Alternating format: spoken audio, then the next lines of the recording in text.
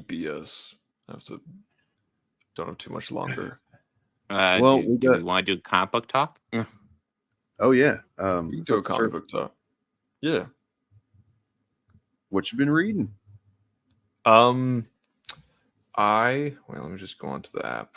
So the thing is, I spend most of my day reading on a laptop screen for my classes. So I oftentimes when I have time to read something, because I also have a book that I'm also reading along with this. So sometimes my eyes are tired of looking at the screen. So I have not read as many comics as I wanted to. However, I have read what there is on the app of Ultimate Spider-Man, the newest one, which nice. I think is really cool. It's I've also started Astonishing X-Men. I haven't gotten into, because I do want to get around to the House of X one. But yeah, I really like.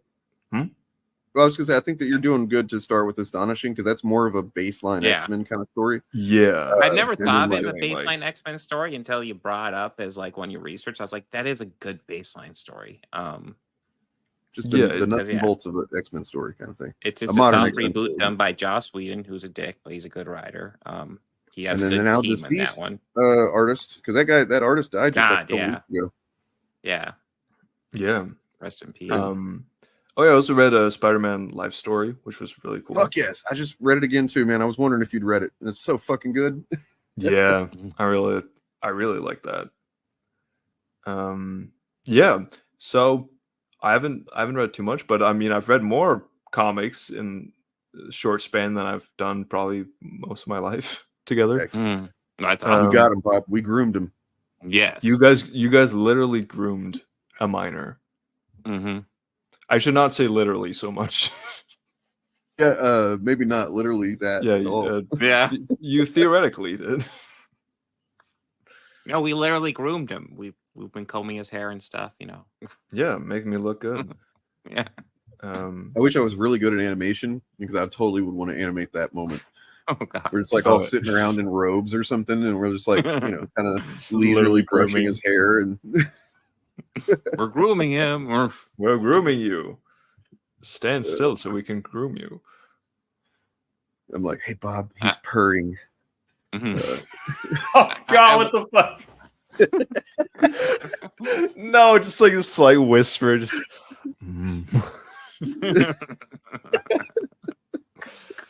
Oh, I hate that. He likes it when you rub his belly.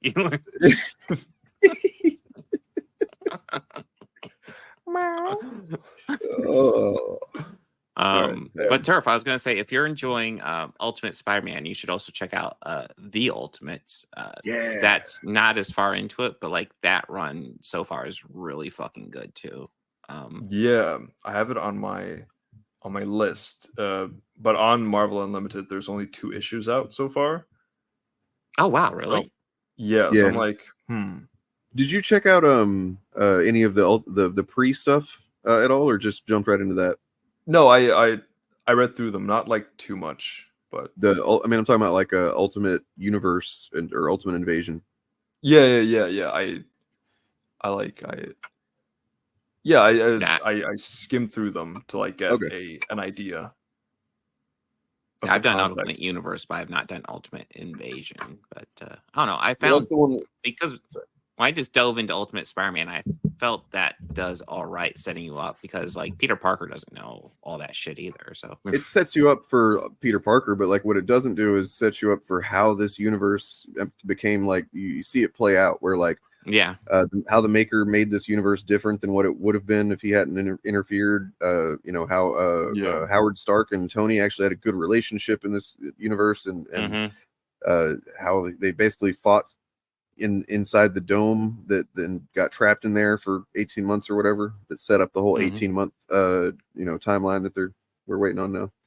Yeah. I think toward the end of next year, maybe next fall, I think would be when that timeline is up. Not sure. Yeah, it's something like that. Yeah.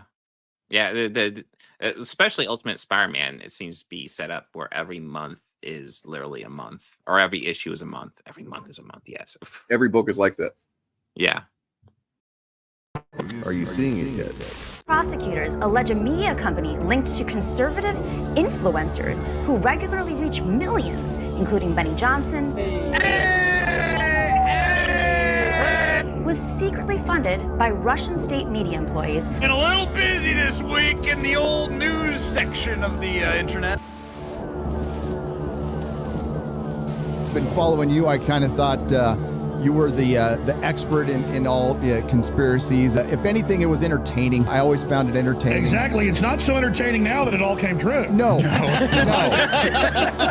We have a very special show today. Hey, Gavin, what's your favorite video game? It's already started. Oh my God, Jesus Christ. The Emperor is not dead, actually, and The Last Jedi didn't matter, and he's here. And my favorite part about it is he wants to be Rey. Yeah, and then he kisses Kylo Ren. I got to start by saying I'm like really confused right now because I cannot tell the difference between Lauren and X-Ray Girl. I'm like, don't have them next to each other. I'm going to be referring to the wrong person for the whole show. Damn it. And there is one man who has joined us in the fight against evil, and Jeremy from Geeks and Gamers. Seriously, congratulations, man. Hitting 2 million. I love it. I appreciate everything you've done for us. Got Nerdrotic. Here up on the channel, the great Alex Jones.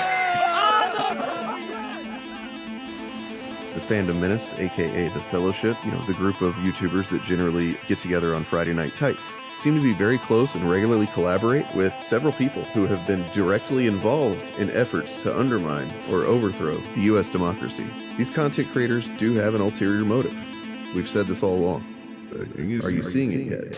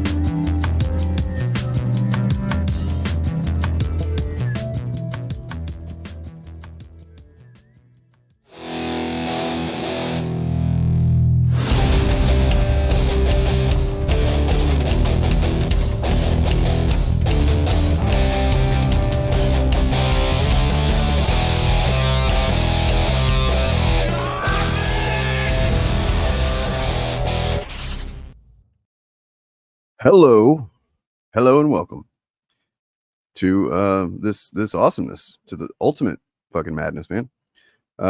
We've got a surprise drop today. I guess it shouldn't have been a surprise. Something would drop considering New York Comic Con's going on.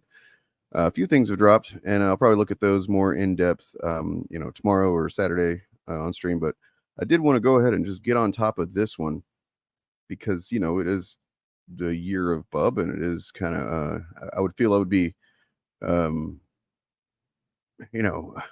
be remiss in my duties as the Bub keeper or whatever. I don't know. Let's see, we got some comments. What's up, Maestro? Well, I saw Sub-Zero had a comment, but it disappeared whenever I hit the go live thing. I don't know what happened, but I know that it said he didn't like the red star, which we'll look at. There's a reason for the red star though, which Crawling Chaos Crawling Chaos is commenting on something else, but it does still the same thing. That's funny, crossover. What is this? This is called a live stream. It's on this thing called YouTube. People get on here and say stuff. Sometimes it's good stuff, sometimes it's bad stuff. Hopefully I'm saying good stuff. I should make sure everybody can hear me okay. Is everybody, am I audible? I'd like to make sure I'm audible. Give me some sign in chat of what's going on as I prepare these images to show you. All right, cool. Thank you. Interesting. I knew they were bullies, but damn, a neo-fascist cyber terrorist group. I mean, I wouldn't call them cyber terrorism. I don't think they're that. I don't think that applies. I mean, yeah, I mean, they're just propaganda network is what it is. I think that's definitely a more accurate description. So yeah, let me get these ultimate bubs ready here, because yeah, man, it's kind of crazy. And then whenever you learn about what he's all about, it's even crazier and kind of makes perfect sense. Once again, it seems like this ultimate universe is not missing. I'll say that. You know, we'll see how they execute it, so to speak. But oh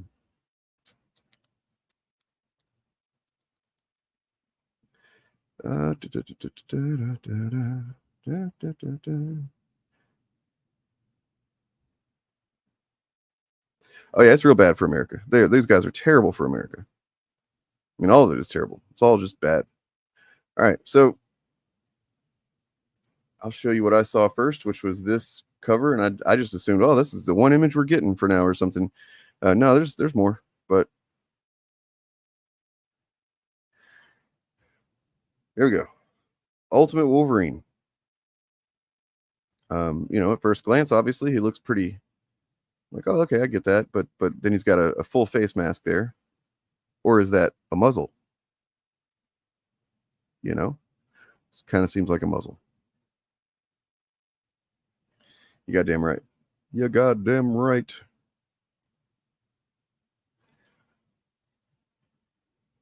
So there's that one. Pretty cool. The art is by what's his name? You know what? I'll just pull open the freaking article I was looking at and go that direction with it.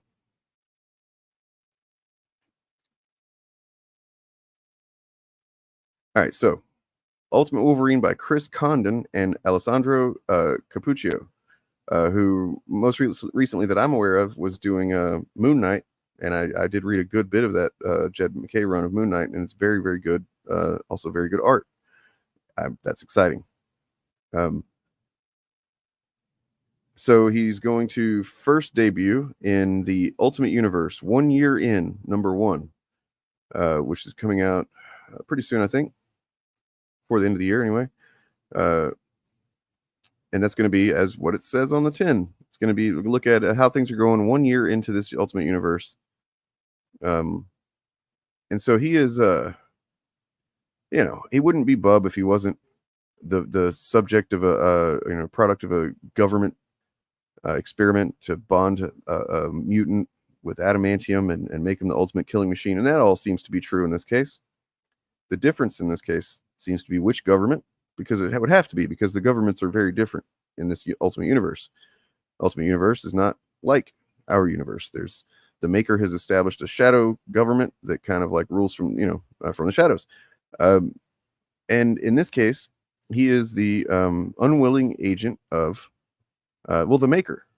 Ultimately, he's the Maker's #1 killing machine guy, because it's like, of course he wouldn't, if you know about this Ultimate Universe, you know that the Maker goes through and he stops all these superheroes from becoming superheroes from ever happening. But of course he wouldn't want to stop Wolverine from happening. For one thing, he's a mutant. He already happened. For whatever reason, he couldn't go farther back than 1963. So at that point, Wolverine was already a guy that existed, or at least Logan James Hallett was. So I'm sure his being the Maker, his thought was, well, I mean, look, I can't stop this guy from existing.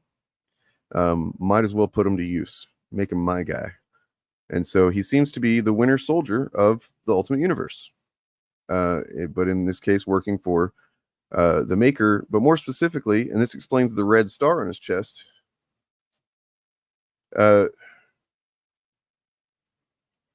No, he's a cross between more like Winter Soldier. We don't know if it's Logan. Hey, that's a good point. We don't actually know if this is Logan. I got another cover we can look at here in a second that kind of looks like it's him.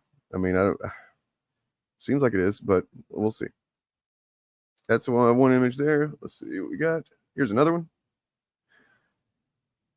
Pretty cool. Pretty cool. I mean, it would kind of have to be Logan or somebody very similar to him in powers, in order to do that adamantium bonding thing, right? He does seem to be kind of short. He does seem to be stocky. All signs point to it being James Hallett, but you never know. They could throw a curveball at us. Could happen. Right. Yes, exactly. I know, man. I know. And it's the perfect use for him in this setting. And what I'm excited about, honestly, is that it seems like we might meet him pre-hero. Like pre-freaking hero.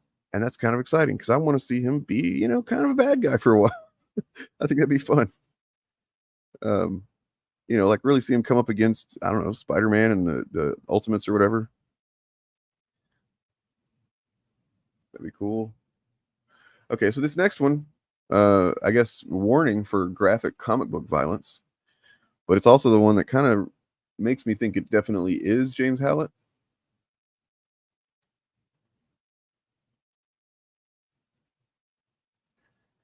So that looks like him.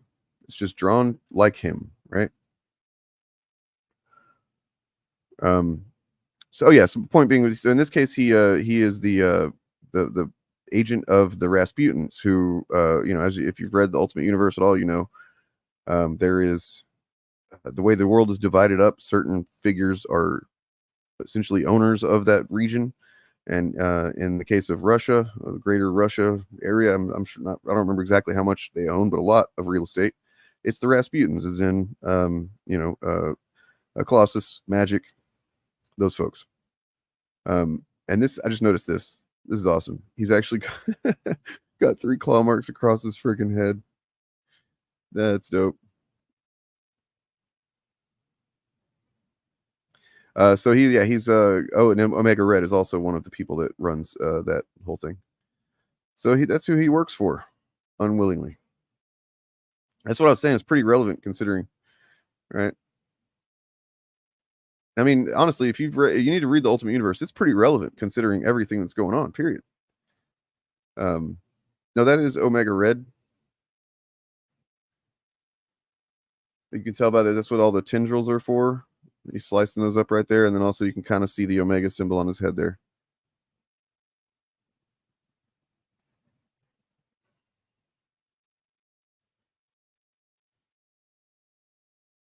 Yeah, they released some stuff about Ultimate Guardians too, like last week. I mean, I'll be honest, it didn't get me nearly as hyped as this. So I feel like Wolverine kind of got a raw deal in the original Ultimate Universe. So, there's some things I liked about his appearance and the way he goes. There's some things I liked about his death. Some things I didn't. I didn't like where his death happened, like what books it happened in. That's in a different publisher, right? But like, yeah, he in the original Ultimate Universe, Wolverine died in Ultimatum. Killed by Magneto. Pretty brutally. Yeah.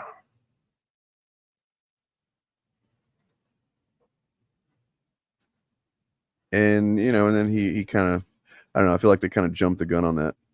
Yeah, he had a son, and the son actually made it from the Ultimate Universe over to the 616, but then I think last I heard of him, he died from the venom from a symbiote or something like that. I don't remember. I think they tried to make him his new character thing, his angle be that he's a Wolverine with a symbiote. Maybe didn't really stick. I'm not sure what happened, but look, he's already got a son here. We don't need another Wolverine son over here. I don't think he ever took off. He never really got popular, right? Like he just kind of seemed like leftovers, right? Kind of dumb. There's more images though. There's more. Here is his, I guess this is the cover for 1 year in, or maybe there's various covers. I don't know, but pretty cool. Stalking the wilderness. Not bad, not bad. And then we get just kind of like the original character study of the design. We can look at them pretty closely here and see the star. No, it's not my favorite thing, but it makes sense given what situation is. I would think that if at a point he becomes no longer under the thrall of the Rasputins, he will choose slightly different costume. I do like the red. I do like the black. I'm a fan. And then he's got the muzzle situation here.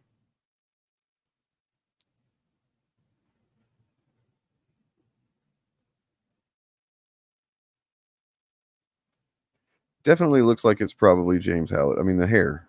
Come on. Every bit of detail we have here points to it being Logan.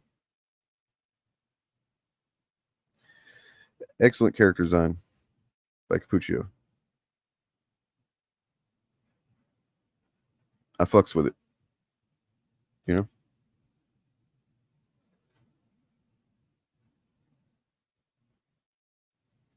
It shouldn't still be Bucky. I don't think that's a good idea at all. Why would it still be Bucky? The character is Wolverine, not Bucky.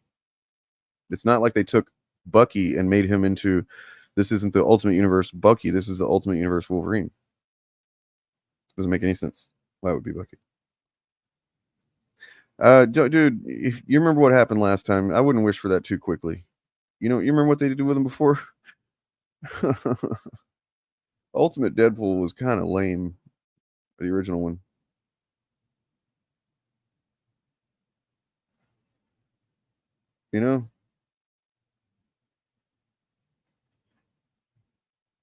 Yeah, well, I mean, that's just more of like a point of reference of like letting you know this is how the maker has chosen to use him.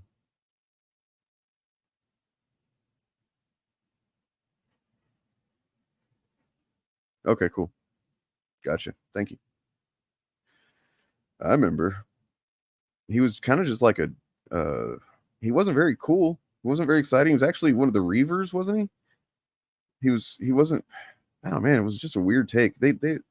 There was some, maybe that's something we need to do sometime.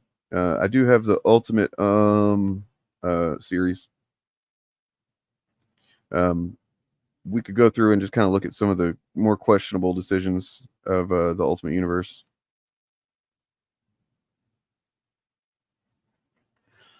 What mysteries are there? I don't know that there is a mystery. You know what I mean? You know what? I'm gonna go check something out real quick. I gotta do something. Take like a minute and a half, I think. And when I get back, we will just read what has actually been revealed about this stuff. We will read what Condon has said and check that out. In the meantime, dig on this real quick. I've seen that there's a QR code. Yeah.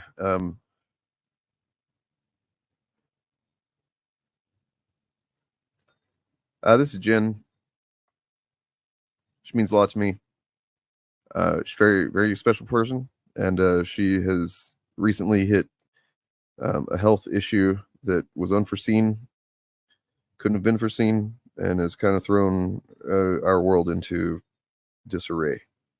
So I guess I'll just read this, see if I can get through it. I'm Dane. As a YouTuber, I tell stories about myself and my interests often, but today the story is of someone who I personally admire, and I know you will too.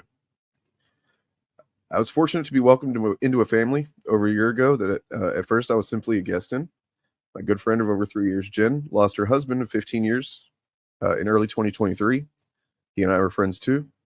In fact, we'd all planned to move into an apartment together to offset the crazy prices of rent. But a couple of months before that happened, he passed away, leaving behind a widow and their 2 kids. With the apartment already locked in, I looked forward to maybe being helpful to Jen and her 2 awesome kids. That I say 2, because at the time, Jen was also fostering a 13-year-old girl who'd been long abused and neglected by her mother before finally being forced into the street. As of this writing, Jen is still fostering that kiddo and giving her the love that she'd never had before. I saw a family in need of support, and I intended to be that, be what I could, help what I could, while also leaving them room to grieve. I do what I can, and I've helped out, but I realize now just how much I needed these amazing people in my life too.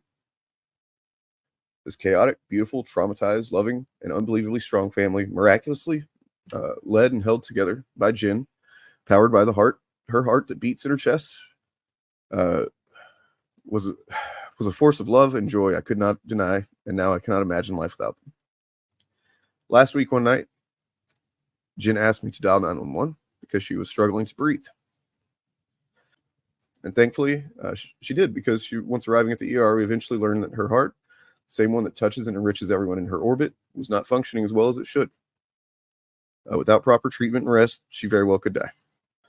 This means her best possible plan is to take time off her full-time job to focus on strengthening her heart. We as her family have come together to help lessen her stress and make her relax more. But for her to truly have the time she needs help with rent, bills, and all the things every family needs. At the center of this family is Jen. At the center of her is the heart that, despite hardships, has refused to give up.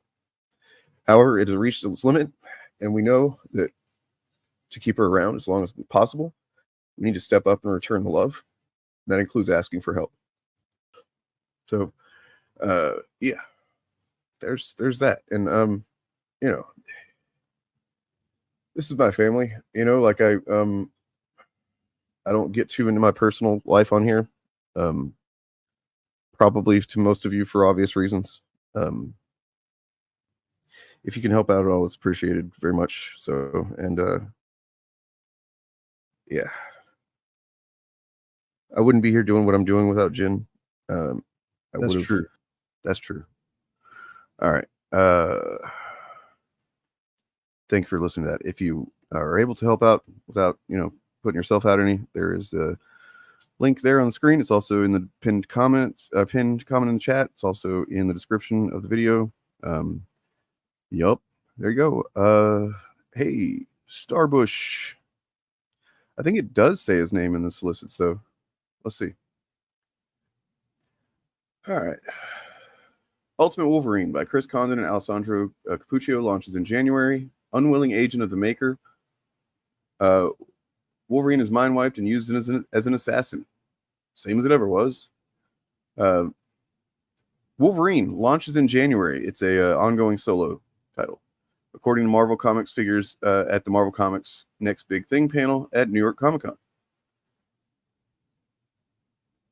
Hitting stands in January. Ultimate Wolverine will be written by rising star Chris Condon, that Texas Blood and Venom War Daredevil, drawn by Moon Knight powerhouse artist Alessandro Capuccio. True to the character's origin as a government weapon, Ultimate Wolverine is an unwilling agent of the Maker, the secret creator of this corrupt universe.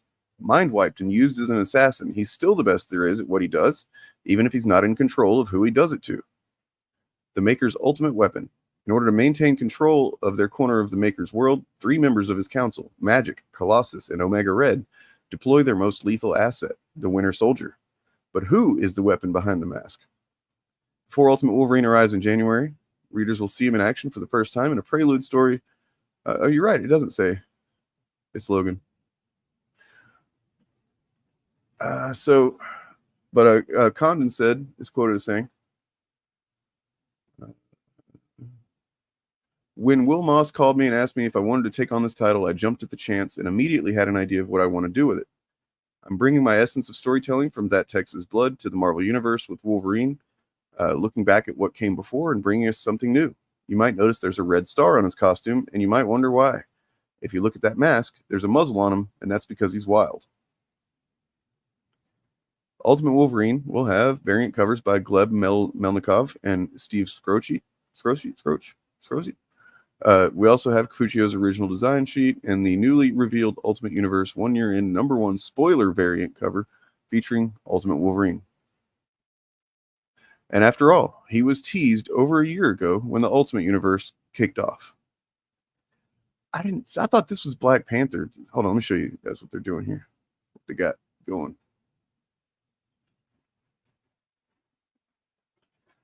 So they said this is. I remember this. They said it was this was teased and it was Wolverine, but it's like that's pretty sure that's Black Panther, right? Like, look at the claws and the ears.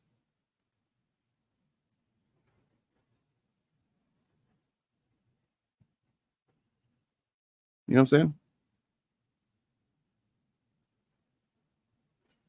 He's just trolling. Okay. Fair enough. Fair enough. Well, there you go. There's the man. Yeah.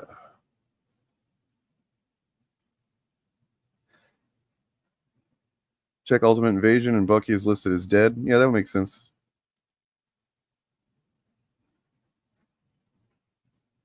I mean, you know, it just seems shorter and stockier than Bucky would be, but it's not impossible. I just don't know what the value, like if they're gonna make it be somebody else besides Logan, then it needs to be something kind of, I don't know, something more exciting than just, oh, he's just Bucky. You know what I mean? They already had Ultimate Wolverine be Cable in the previous one. You know, that was kind of weird, but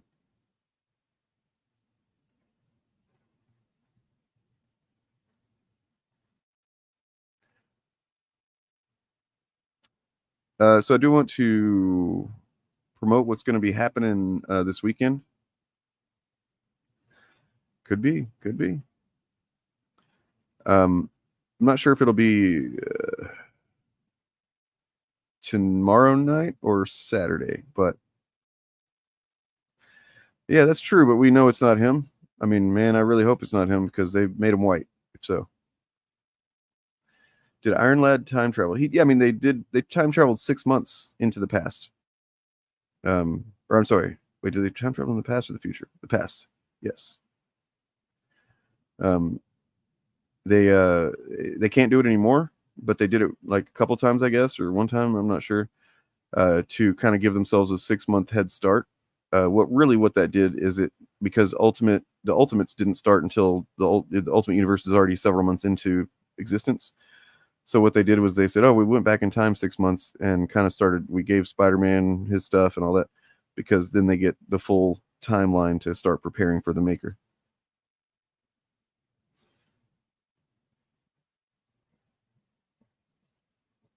Be a new character, if anything, like She-Hulk or Hawkeye. Yeah, that's what I think. If they were going to make it somebody different, because this Ultimate Universe is steering clear of the shock value reveals, right? Like that's what that Cable Wolverine one was in the original. You know, it's like, oh my God, Cable's actually Wolverine. Okay, stupid. Why is that? You know, that was just shock value. There was not a whole lot of real reason for that, from what I remember. In this case, you know,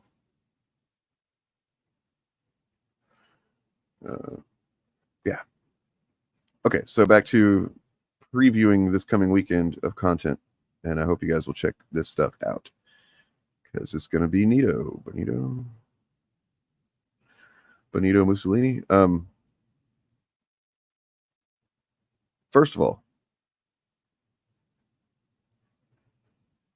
either tomorrow or Saturday. I'm not sure which one. Oh, absolutely, man. Absolutely. I've said that since like issue number 3 of Ultimates, and I was already feeling that before then, and I just waited for another issue to come out before I was like, yeah, man, this is, you know, we talked about it on the show yesterday. If you go back and watch the Shillcast, it's like this Ultimate Universe is made on, it's not made cynically. It's not this, there's not cynicism underwriting everything like there was, at least with the Mark Millar stuff in the original. Yeah, it had a lot of shock value, a lot of cynicism, you know, like, oh, wouldn't superheroes be really fucking assholes? You know, Captain America would be an old dickhead. Like Hulk would be a grapist and stuff like that. You know, come on, man, get that shit out of here. No, this one's like Captain America. This is one of the best versions of Captain America. Fucking love this version.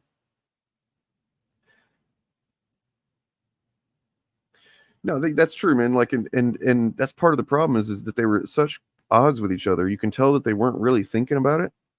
they were just kind of thinking in terms of who are the hot new writers, right? That's what they were doing. Like they weren't thinking about what's best for the universe to set up for long term or anything. It was just like, who are the hot new writers? Well, Bendis and Millar, even though they're completely different tones and approaches to storytelling.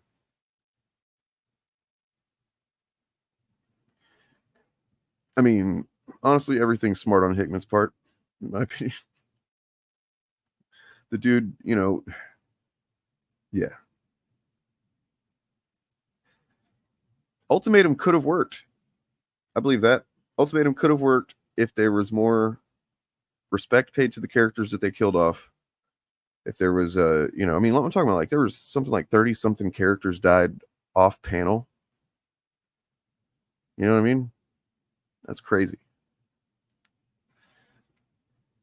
You end up finding, I think it's Nightcrawler that dies off panel. Angel, I think, too, maybe.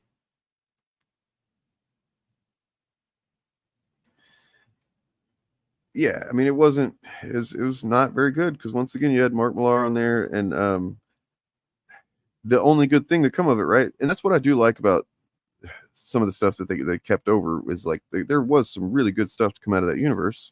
Miles, the Maker, is a pretty excellent villain.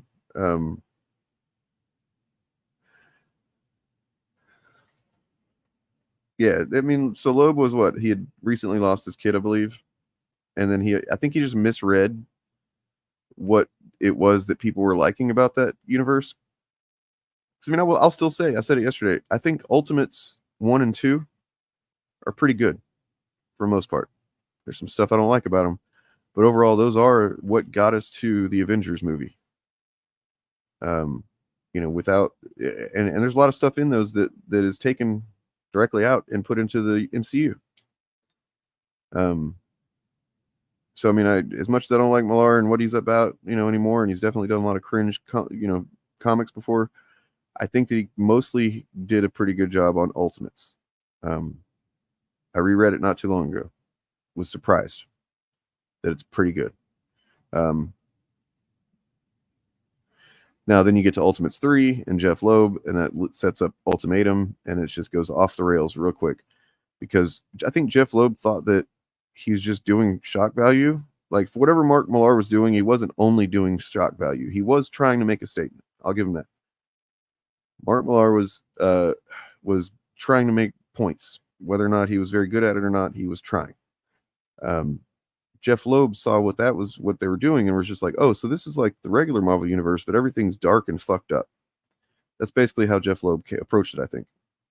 And then you end up, if that's the way you understand it, which is a very thin, superficial way of understanding it, you're gonna make mistakes. You're gonna end up having the Scarlet Witch and Quicksilver are gonna be banging. You're gonna end up opening Ultimates 3 with the first thing that you learn in Ultimates 3 is that there's now a sex tape of Black Widow and Tony Stark going around. They got to deal with that. It's like, God, man.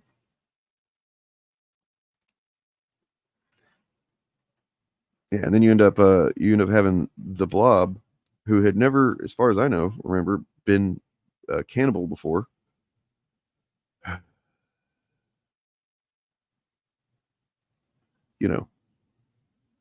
Their father, Logan. What are you talking about?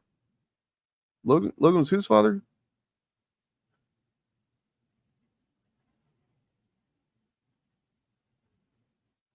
What are you talking about? No, their father was Magneto, dude.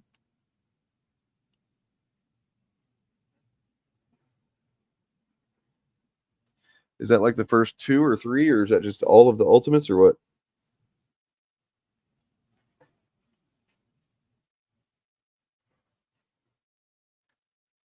Oh yeah, I mean, I will say this, by the way, and I talked about this a while back. Post Ultimatum is the best the Ultimate Universe got, and like a lot of people, I fell off. I didn't care to read it anymore after that. But that's when you got Jonathan Hickman. Came in and his Ultimates is excellent. That's where you get Captain America becomes president, dude. He's like voted in president by just overwhelmingly. It's when you get it's really good. If you guys haven't read the Hickman Ultimates. That's where you really see the maker come into his own as well. That's good shit, man. When you see Tony Stark go up against the maker and Thor and Cap and stuff, it's good shit. I will say this: Tony Stark's in the Ultimate Universe, he doesn't have the heart problems. He has a brain tumor, and then turns out later on that he actually sees it as a little boy that talks to him. His tumor. It's kind of crazy.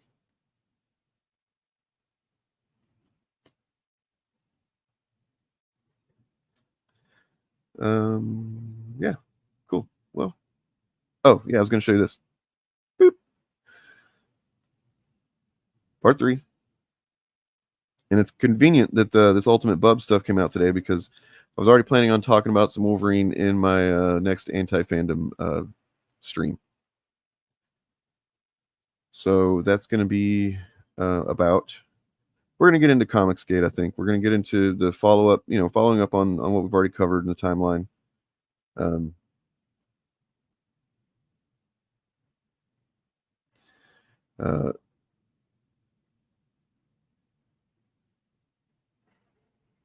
And yeah, I'm also going to just relate some of my my own experiences as being a Wolverine fan, comics fan in general, I think. So look for that either tomorrow night or Saturday.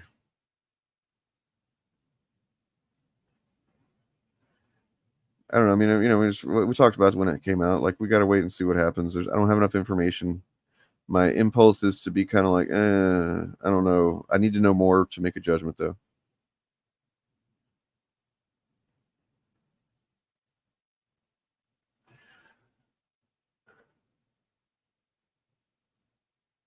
And then that's not all, because on Sunday, we got a special Fapcast happening. It's going to be kind of controversial, I think.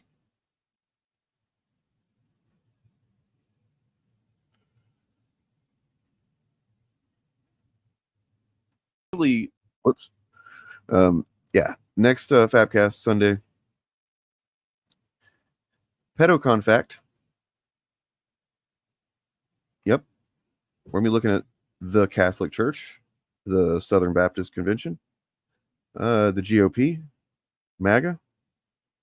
And we're not going to be theorizing. We're going to be talking facts.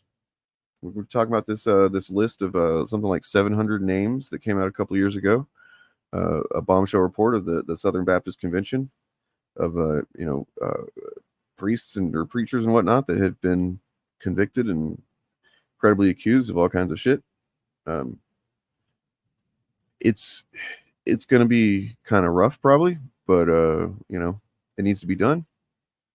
I think here at the end of things before the election, I think it's good to remind people who not every conservative, not every religious person, but I mean, just when it comes to the institutions, when it comes to the people with power, just without fail, it seems like this is who these people are, right? Your average conservative, no. Your average, Joe, nobody. I'm not saying that, but powerful people, the people who are so quick to moralize against everybody and tell you that you're wrong for how you live your life or whatever. Yeah, they not like us, okay? They not like us.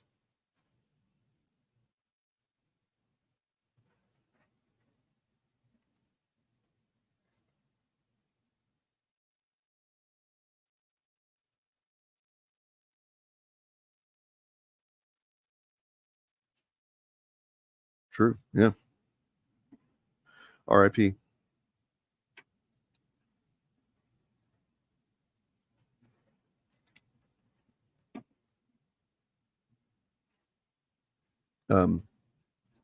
Yeah, and shout out to Bob of the Old Ways, because he hooked me up with a list of these Southern Baptists that I didn't even know existed. And I was like, oh my god.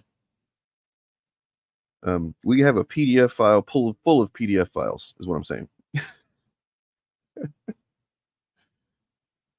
Look, I'll show you.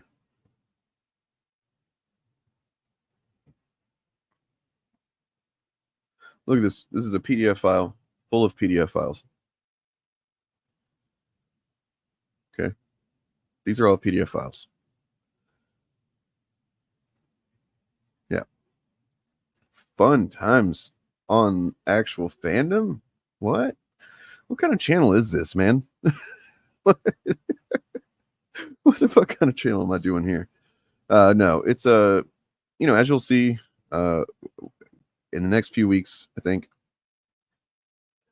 content's going to get more fandom oriented. I will always talk about my views on things. I'll always include context that matters as far as like, IRL, political, social, cultural issues. But I mean, I recognize that just this year I have gone a little bit more just directly in the political mode of things, because I think it obviously directly relates and it matters. And, presumably we can get the right people in office. Maybe we can relax a little bit and enjoy some fan content again, and without, thinking so much about that stuff, even though it'll always be there and I will never shy away from it. Yeah.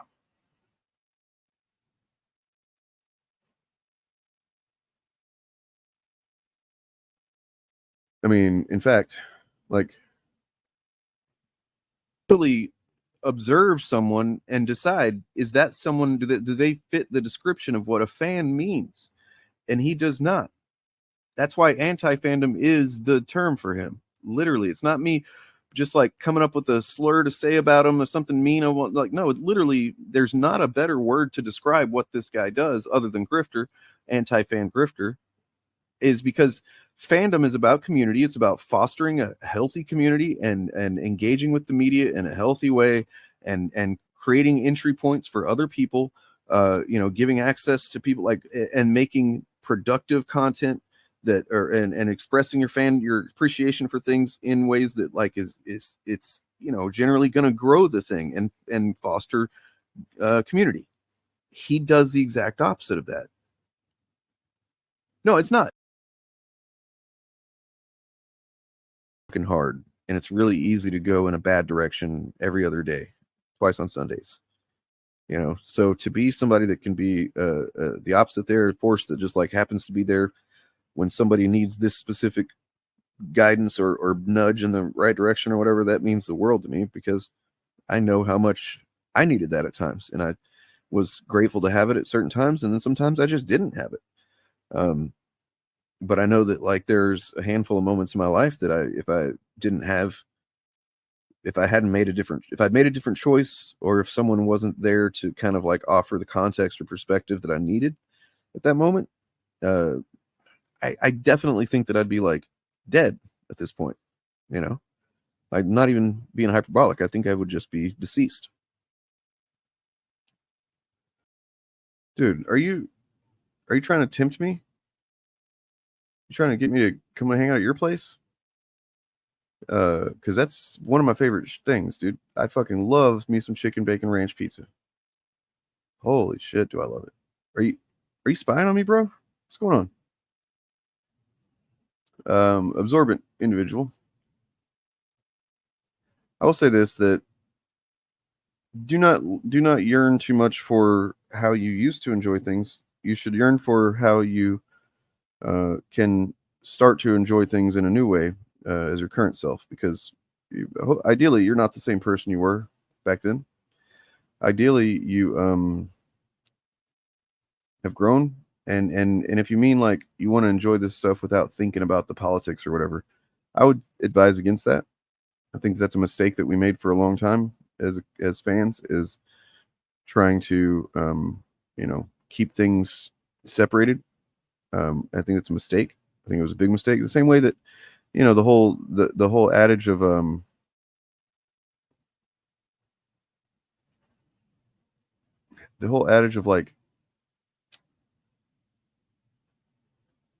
what is it? Sorry, drawing a blank. Don't talk religion or politics with mixed company or at the dinner table or whatever, that kind of thing. I think that's a big mistake. I think we fucked up as a society by making that a common thing. Just because those things can be uncomfortable doesn't mean that we should not talk about them. In fact, we should probably make sure to learn how to talk about them instead of trying to avoid them. The things that we often are really uncomfortable talking about often should be talked about more. But yeah, I would say that just find a way to balance your appreciation of media and being a fan with the responsibility as a citizen, as a human being who has engaged in a social contract that doesn't want to cause harm and wants to not contribute to anything that's harmful. You got to stay informed and aware on the things that you're consuming, but that doesn't mean you have to make it all about it. You can separate those things if you do it right, I think. Anyway, I mean, I'm not saying that you believed in any of that or anything like that. Absorbent individual, just you gave me a chance to talk about something I've been meaning to mention. So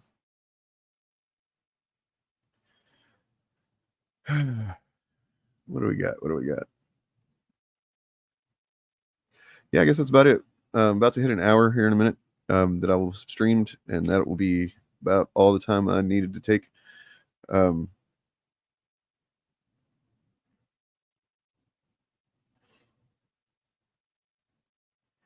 Yeah, I mean, me too. Like, unfortunately, these guys are going to keep. They're parasites. They are latched onto this shit, and as long as it is making money, as long as it is something people care about, they're going to use it for their purposes. So we have to make peace with that, whether or not we want to. Like, if you're not, I would definitely advise this. If you don't do kind of what I do or what Organized Chaos or Bob the Old Ways or whatever, if you don't do what we do where you talk about this stuff and you kind of like process it and put thoughts back out, I would not consume that media. I would not even engage with their tweets if I were you. If I didn't do this, I would try my best to avoid those guys at all costs. Because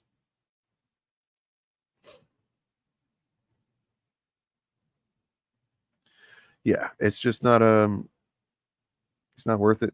And you need to be able to kind of process and expel the poison once you've ingested it.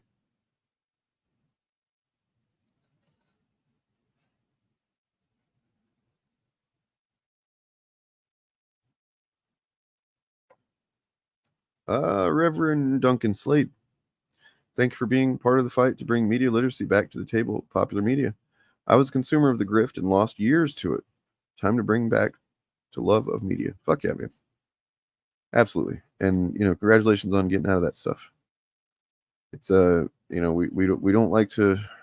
It's a fine line that we walk where we do try to shame these guys for being the way that they are and saying the things that they say, but I don't shame people for falling into it in the first place. In most cases, the shaming kind of thing is the making fun of them. It's like a tactic to try to get people to realize this stuff is not socially good. It's not cool. Nobody thinks you're cool except for other idiots whenever you believe this stuff. But at the same time, I do have empathy and sympathy for people that fall into it, because usually that means that there's something that they've, it's gone wrong with them or their lives, or they're lacking, or they're in desperate need of community or whatever. And these people are, they exploit that. These YouTubers, these grifters, that's what they do. They exploit.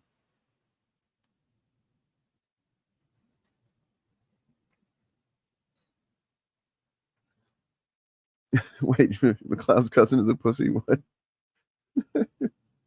Oh, I got a cousin that has a similar mindset, that things like Star Wars, Star Trek, and Marvel, DC are silly and not political, and that people like me and yourself read way too.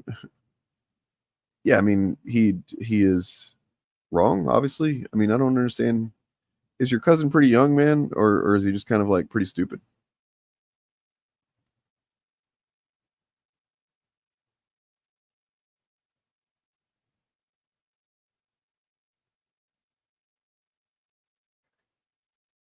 Yeah, I don't think you're going to find anybody around here that will not recognize Star Trek for what it is, but it is what it is.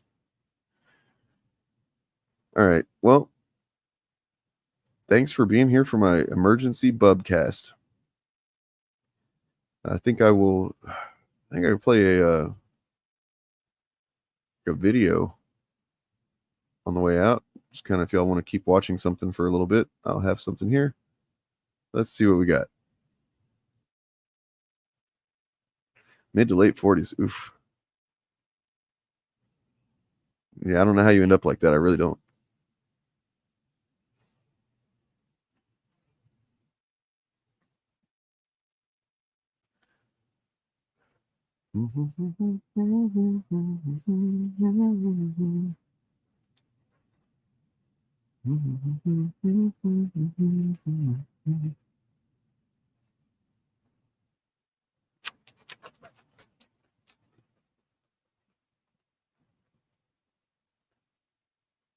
Oh, I got one. Here you go. You know what? I'm actually gonna maybe upload this later on or something, but you guys can get a early look at it, early listen, I suppose. I don't know why I've taken so long to upload this because this is from a few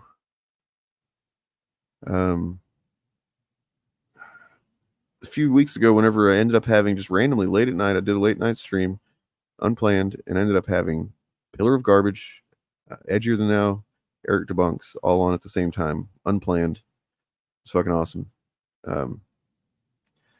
But actually, before that, I got another thing I want to play. This one's only 3 minutes, but it's pretty neat. I don't know. Pretty good sell right here.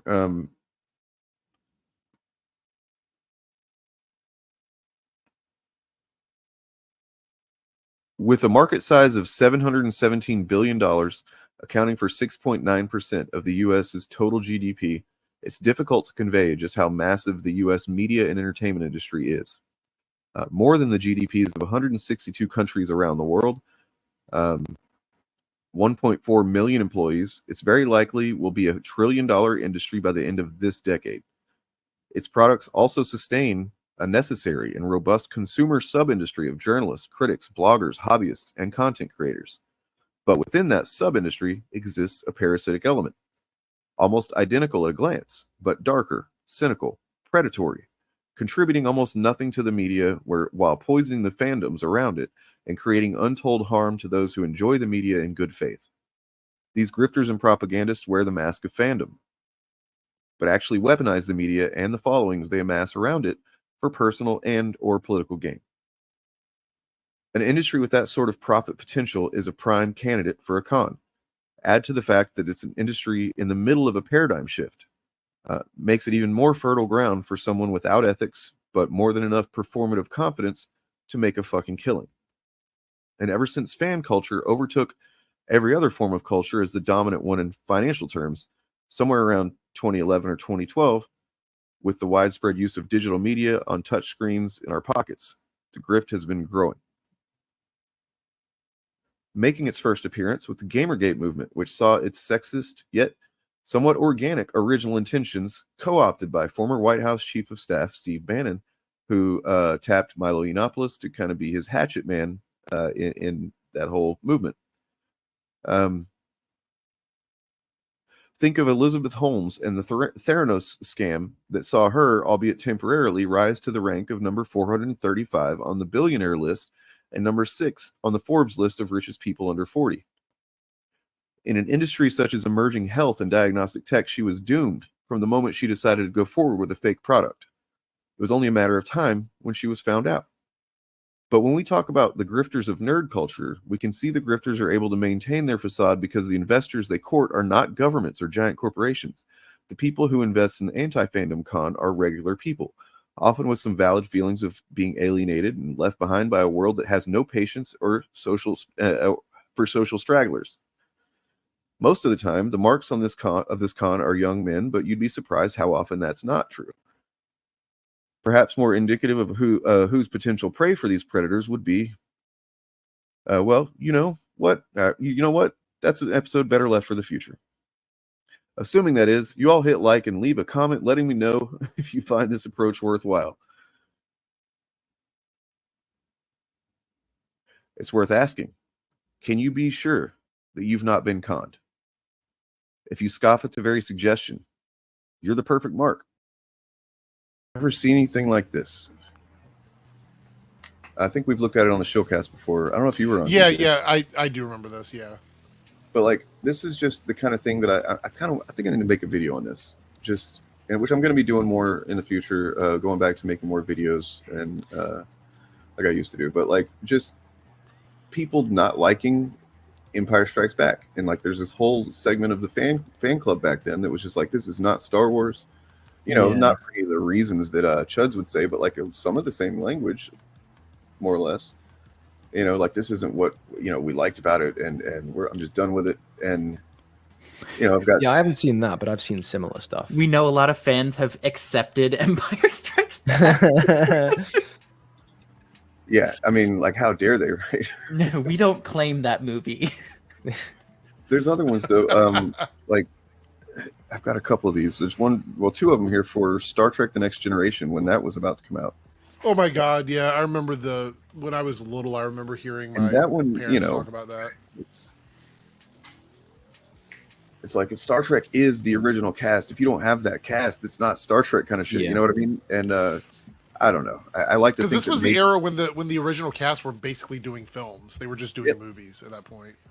Yeah, and sorry. I have to imagine after the first season too, because at least looking back, I know that's the one that is the least popular. That's a rough season. Season one was rough. It's also the only season of the show that I've seen in full. So.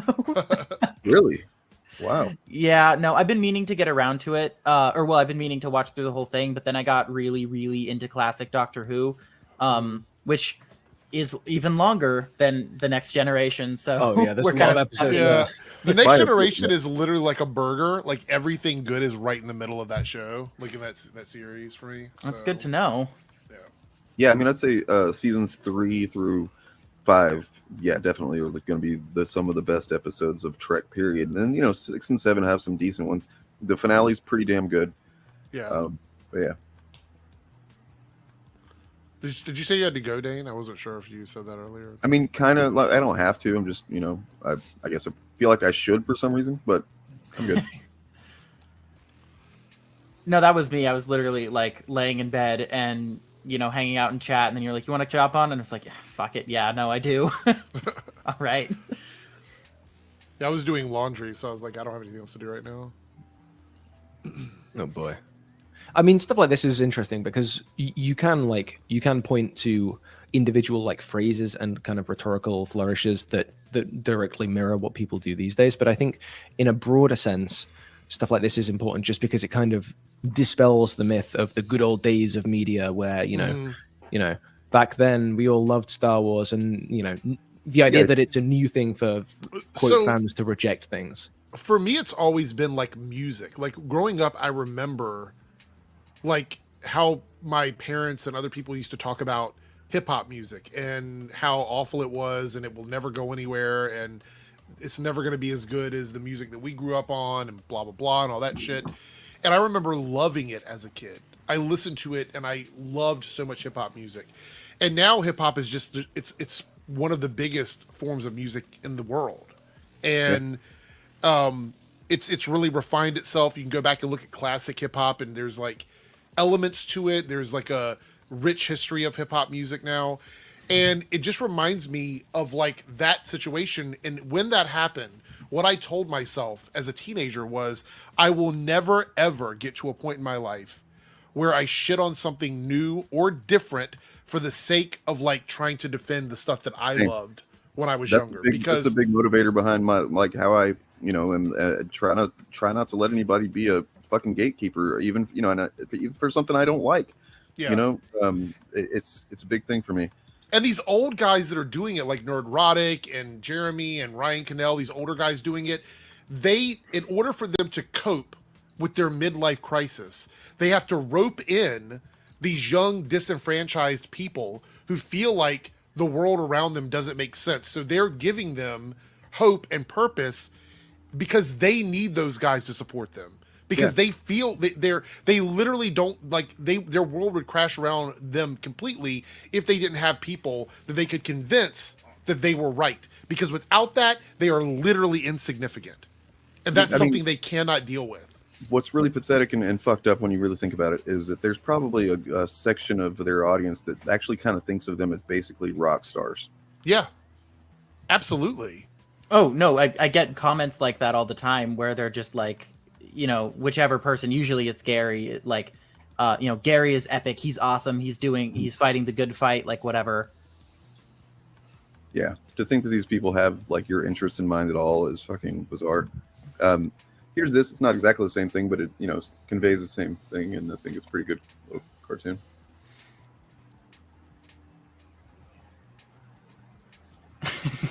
Yeah. I don't know. I don't want no queers around my kids. You feel me? Look, after I just don't want that woke agenda in my kids' education. Yeah, I mean, that's literally, all of this is basically dog whistly stuff. Although I will say they've gotten away from dog whistles. They've kind of started just saying stuff now, which is exactly what we predicted last year would happen. And they're eating each other alive. We're seeing it in like places like Comicsgate and other spaces. Where... We didn't even get into that yesterday, but no, we didn't get a chance to talk about that. Like, we're seeing the Comicsgate community is literally fractured, like there's in a way that I haven't seen in forever. Discord servers that have just shut down, basically.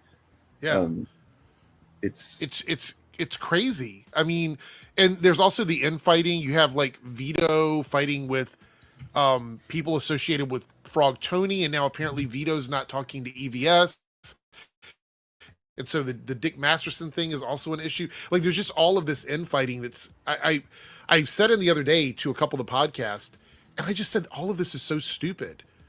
I mean, the only sense it makes to me is there's no one else to talk about anymore, so now it's just like a cannibalism situation. They get more track.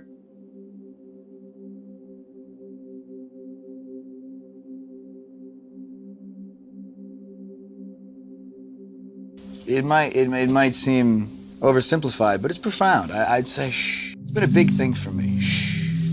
You know, it's so funny how noisy my brain is, and everyone's brain is noisy. It's what it does. It makes thoughts. And the problem is, I think in most of our lives, the root of suffering is following that brain noise and listening to that brain noise and actually identifying with it as if it's who you are. That's just the noise your brain makes. And more often than not, it probably doesn't have much to say that's going to help you. The times that I felt my best are the moments that I've been able to pull that plug and say, Chris, shh, shh, shh. And it's not quitting, it's not giving up, it's not washing your hands of the thought, it's rising above it. It's operating on a separate plane. And when you just, shh, yeah, it just feels good. And you're like, that's better, that's better. And I think back to all the amount of time I probably spent suffering as a result of brain noise.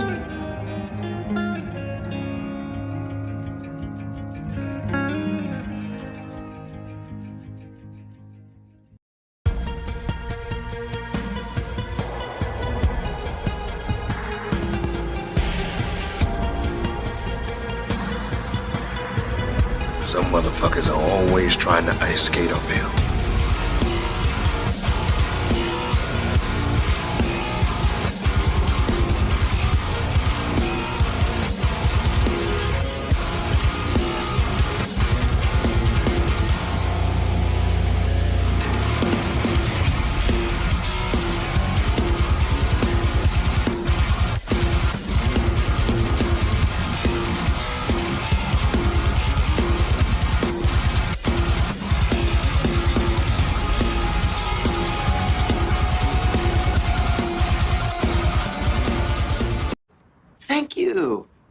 Thank you.